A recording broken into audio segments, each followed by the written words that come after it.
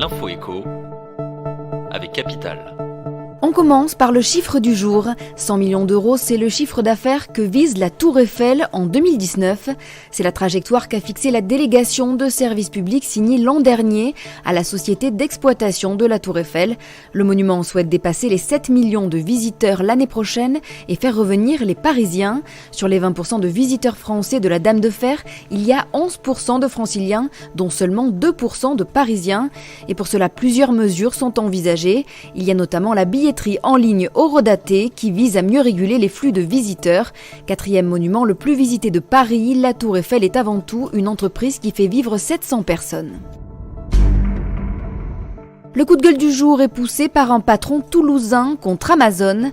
Face à la concurrence écrasante du géant américain, le dirigeant de Sigfox, un opérateur de télécommunications basé près de Toulouse, a décidé d'agir.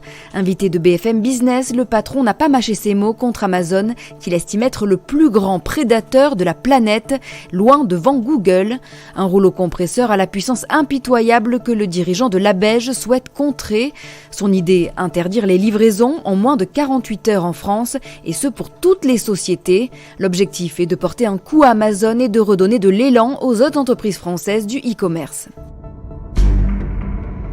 On passe à l'info pratique Capital et elle concerne la résiliation de votre assurance santé.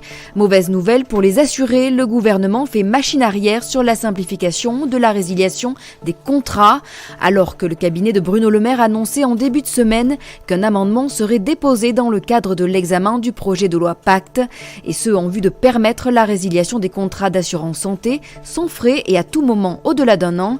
On apprend que le gouvernement ne déposera finalement pas d'amendement à la loi Pacte pour faciliter la résiliation des complémentaires santé.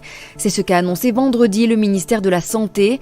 Il assure que cette réforme se fera finalement via un autre projet de loi.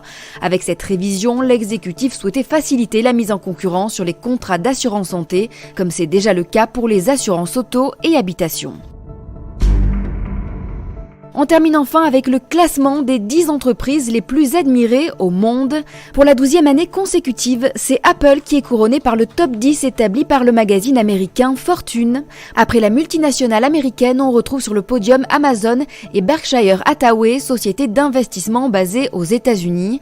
Et pour compléter ce top 10 des entreprises mondiales, Walt Disney, Starbucks, Microsoft, Alphabet, Netflix, JP Morgan Chase et FedEx. Parmi les grands perdants, Alphabet, la maison mère de Google.